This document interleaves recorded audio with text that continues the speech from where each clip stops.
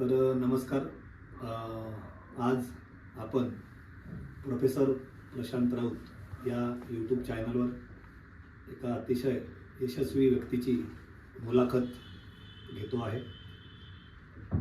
नागपूर जिल्ह्यातील उमरेड तालुक्यातील उमरेड शहरातील ऋषभ लीलाधर बोरीकर यांची MPSC परीक्षेमध्ये निवड झालेली आहे आणि त्या अनुषंगाने आज ही मुलाखत आपण घेतो आहे. तर सर्वप्रथम ऋषभ, तुझे अभिनंदन. Thank you sir, thank you very much. तर ऋषभ, तुझी MPSCच्या परीक्षेमध्ये assistant commissioner of state tax या पदावर निवड झालेली आहे. तर पहिल्यांदा तुला कसं वाटतंय? सर खूप भारी वाटतंय ॲक्च्युली. म्हणजे या स्पर्धा परीक्षा क्षेत्रामध्ये आपण पाऊल ठेवल्यानंतर आपली इच्छा असते की त्या पदापर्यंत आपल्याला पोहोचता आलं पाहिजे. आणि स्पर्धा परीक्षा हे फक्त आपल्यासाठी पगाराचं माध्यम नसतं, तर आपल्या आई वडिलांनी केलेल्या, आपल्यासाठी केलेल्या कष्टाने आपल्या वडिलांच्या पायाला पडलेल्या भेगेचा आणि आपल्या आईने आपल्यासाठी काढलेल्या प्रत्येक अश्रूच्या थेंबाचा हिशोब करण्याची संधी आपल्याकडे असते. तर ती संधी पूर्णत्वाला नेऊ शकलो मी, याचा मला आनंद आहे आणि तो आनंद माझ्या कुटुंबाला सुद्धा आहे. आणि माझ्या माहितीप्रमाणे तुमचं शिक्षण उमरेडच्या नगर परिषदच्या शाळेतून झालेलं आहे, प्रायमरी. Yes sir.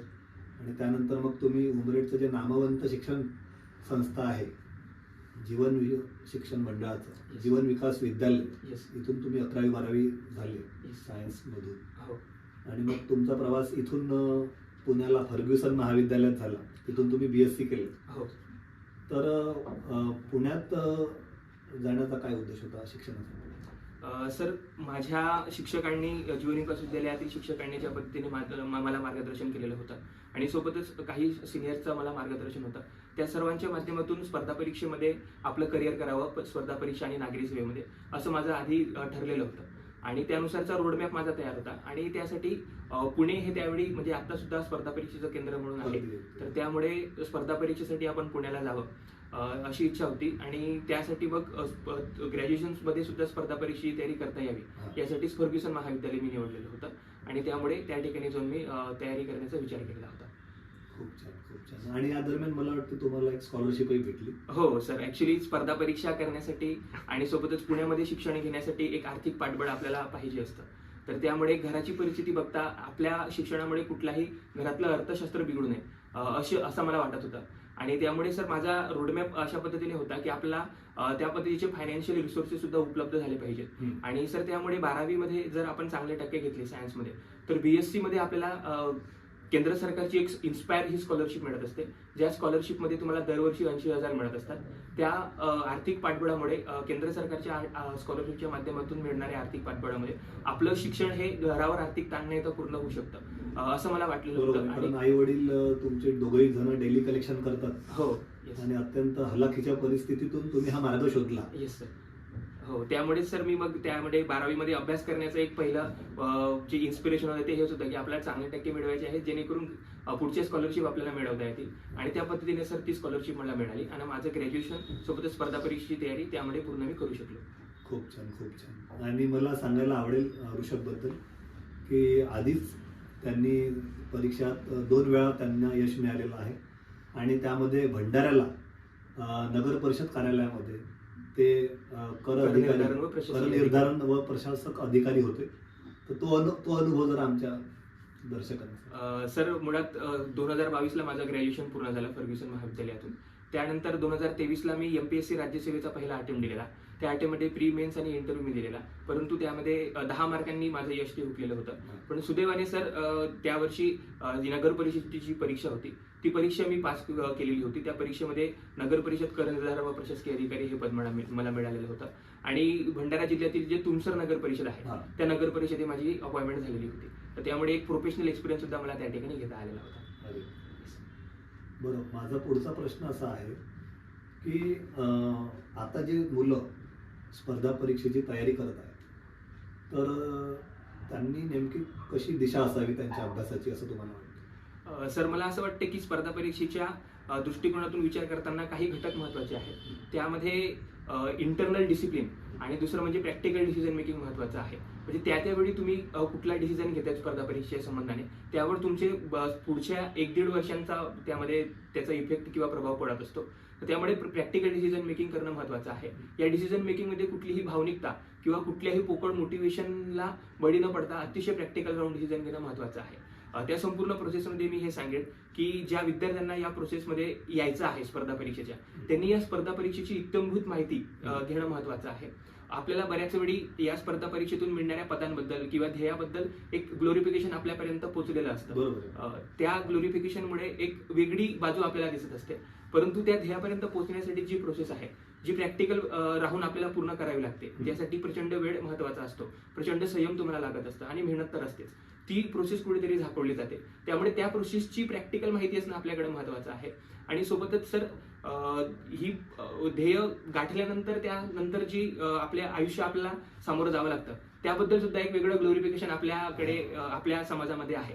तर मला असं वाटतं की सर ज्या लोकशाहीमध्ये आपण वावरतोय ती लोकशाही जगातली सर्वात मोठी आणि सर्वात गुंतागुंतीची लोकशाही आहे. त्यामुळे अधिकारी म्हणून जेव्हा आपण त्या लोकशाहीमध्ये त्या लोकशाहीचा कणा म्हणून प्रवेश करत असतो त्यामुळे बरीच आव्हानं सुद्धा आहेत.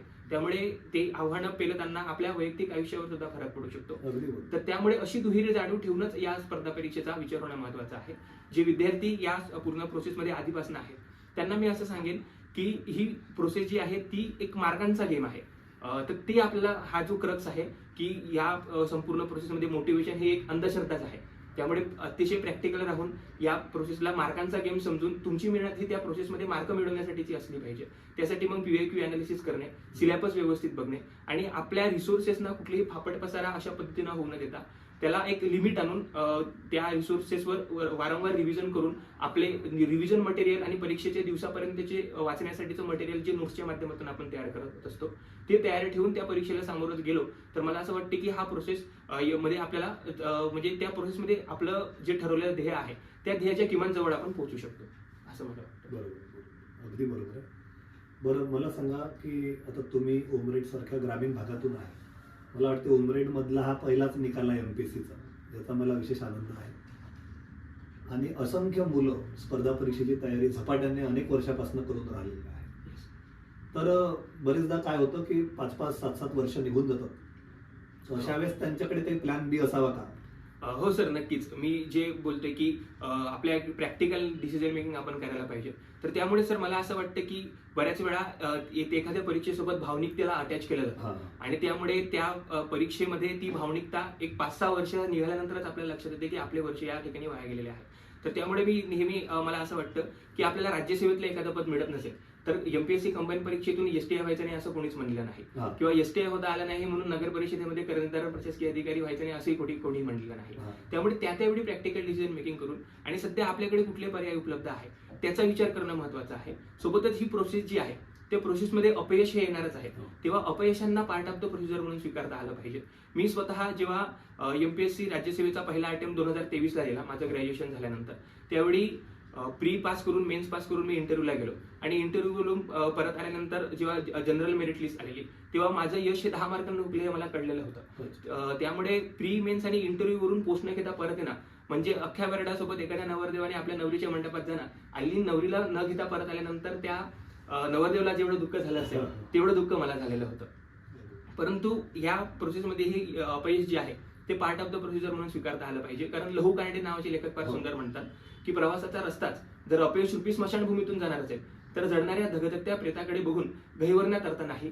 त्याच प्रेतावरचा घ्यायचा असतो एखादा अंगार आणि करायचा असतो आयुष्यभराचा शृंगार आयुष्य जिंकण्यासाठी. आणि सोबतच स्पर्धा परीक्षेच्या अनुषंगाने अपयश सांगायचं झालं तर याच अपयशाच्या छाताळ्यावर पेराव्या लागतात मेहनतीच्या ठिणग्या, उगावं लागतं स्वाभिमानाचं झाड, द्यावं लागतं प्रामाणिकपणाचं पाणी, शिस्तीचं खतपाणी, पुस्तकाच्या प्रत्येक पानावर उभा करावा लागतो एकेका मार्कांसाठीचा विद्रोह. आणि ज्या दिवशी आपल्या स्वाभिमानाच्या झाडाला निकालाची फळं लागतील ना त्या दिवशी आपल्या अंगावर गुलाल, आईच्या डोळ्यात पाणी आणि बापाची छपाईंची फुगलेली छाती इथपर्यंत मिळवल्याशिवाय थांबायचं नाही. हे गमक जर आपल्याला स्पर्धा परीक्षेतून शिकता आलं तर मला असं वाटतं की स्पर्धा परीक्षेत सुद्धा आपण यश मिळवू शकतो. अगदी बरोबर, अगदी बरोबर, खूप छान. बरं, आणि आम्ही असंही बघितलं आहे की जो रिझल्टचा जो रेशो आहे MPSCचा संपूर्ण महाराष्ट्रामध्ये, तर असं म्हटलं जातं की तिकडे पुणे, नगर त्या भागातले जे निकाल आहे पश्चिम महाराष्ट्रातले जास्त येतात. त्या तुलनेने विदर्भातले निकाल आता हळूहळू वाढत चाललेले आहे, बरोबर. येस तर मला वाटते तुम्ही एक आदर्श आहे. आता ग्रामीण भागातही यश येऊ शकतं ही एक खात्री आपल्याला तुमच्या मार्फत दिसून राहिलेली आहे. तर हा सगळा प्रवास करताना म्हणजे असं कधी झालं का तुमचं की एखादी गोष्ट मला मिळाली नाही म्हणून मी समोर जाऊ शकलो नाही, किंवा एखाद्या गोष्टीची म्हणजे अभाव जाणवला का तुम्हाला? सर मला असं वाटतं की 2023ला अटेम्प्ट दिल्यानंतर पहिल्याच अटेम्प्टला मी इंटरव्ह्यू पर्यंत गेलो. त्याचा आधीचा जो माझा अकॅडमिक फेज होता 10वी-12वीचा तो अतिशय ग्लोरियस राहिलेला आहे. तर त्यामुळे त्यावेळी मी अपयशाला सामोरं जात होतो. परंतु तोपर्यंत मला एमपीएससी क्षेत्रातलं किंवा स्पर्धा परीक्षा क्षेत्रातलं जे क्रक्स आहे ते लक्षात आलेलं होतं आणि त्यामुळेच अपयश हे या क्षेत्रातलं एक पार्ट ऑफ द प्रोसिजर आहे हे मला कळलेलं होतं. आणि त्यामुळेच मग मला असं वाटलं की आपण जर इंटरव्ह्यू पर्यंत पोहोचू शकतो तर पुढच्या अटेम्प्टला त्याच्या पेक्षा चांगल्या पद्धतीनं आपण तयारीनिशी उतरून आपण चांगल्या पद्धतीने पुढच्या अटेम्प्टला करू शकतो. आणि सोबतच सर नाही, मी या दृष्टीनं म्हटलं की कधी कधी मुलं म्हणतात की मी खेड्यात राहतो, ओके, मी ग्रामीण भागात राहतो, Yes. माझी परिस्थिती नाहीये, येस येस किंवा मग मला ट्युशन नाही मिळत आहे, येस तर म्हणून मी वरपर्यंत पोहोचू शकलो नाही. येस तर हे जे काही रिझन्स कारण देतात मुलं, येस सर मला असं वाटतं की आपण या प्रश्नाचं उत्तरचा विचार करताना 2 फेजमध्ये विचार करू शकतो. म्हणजे कोविड जे होतं त्याच्या आधी असं होतं की काही ठिकाणं ठरलेली होती ज्या ठिकाणी जाऊन तुम्हाला ऑफलाईन मार्गदर्शन घेतलं तरच तुमच्या यशाच्या शक्यता कदाचित तुम्ही जवळ जाऊ शकता अशा पद्धतीने होतं. परंतु सर आपण कोविड नंतरच्या फेजचा जर विचार केला तर एज्युकेशन टेक्नॉलॉजी सेक्टरमध्ये जवळजवळ क्रांती झालेली आहे. म्हणजे एखाद्या गावामध्ये असणारा विद्यार्थी सुद्धा त्याच्याकडे मिनिमम रिसोर्सेस असतील तरी तो अतिशय चांगल्या पद्धतीचे क्लासेस म्हणा किंवा रिसोर्सेस म्हणा तो ऍक्सेस करू शकतो आणि त्या पद्धतीनं आपली प्रिपरेशन पूर्ण करू शकतो. त्यामुळे सर ते आत्ता जी कोविड नंतरचा फेज आहे त्यामध्ये अतिशय ओपन रिसोर्स जे कंटेंट आहे अभ्यासाचं ते सुद्धा अतिशय चांगल्या पद्धतीने अवेलेबल झालेलं आहे. त्यामुळे सर असं कुठली परिस्थिती किंवा तुमचं बॅकग्राऊंड ते ग्रामीण आहे की शहरी आहे असं कुठलाच अडथळा राहिलेला येऊ शकत नाही, असा कुठलाच अडथळा येऊ शकत नाही. त्यामुळे सर मला असं वाटतं की विद्यार्थ्यांनी त्या दृष्टिकोनातून विचार करणं महत्त्वाचं आहे. आपल्या परिस्थितीचा कुठल्याही अडथळ्याचा विचार न करता त्या परिस्थितीवर मात करून आपण याचा विचार करणं जास्त महत्त्वाचं आहे असं मला वाटतं. अगदी बरोबर. तर या सगळ्या प्रवासात तुम्हाला काय वाटते की तुमचं आदर्श कोण राहिलेलं आहे? म्हणजे किंवा मी म्हणेन की 12वीत तुम्ही तालुक्यातून प्रथम होते, हो बरोबर आहे, मेरिट होते. येस तर त्यानंतर मग तुमचा हा प्रवास सुरू झाला. BSc केलं तुम्ही तिकडे फर्ग्युसनला आणि स्पर्धा परीक्षेकडे वळले. हो तर ती स्पर्धेत जावं किंवा MPSC ही परीक्षा द्यावी असं कधी वाटलं, किंवा नेमकं त्याचं काय प्रेरणा कोण आहे त्याची? सर मुळात प्रेरणाचा विचार केला किंवा आदर्शांचा विचार केला तर माझे आई वडील माझे सगळ्यात मोठे प्रेरणास्थान आहेत. त्यांच्या संघर्षातून मी हे शिकलेलो होतो की आयुष्यात काही मिळवायचं असेल तर खूप मोठं किंवा असं मिळवायचं असेल तर मेहनत ही करावीच लागणार आहे, त्याशिवाय पर्याय नाही.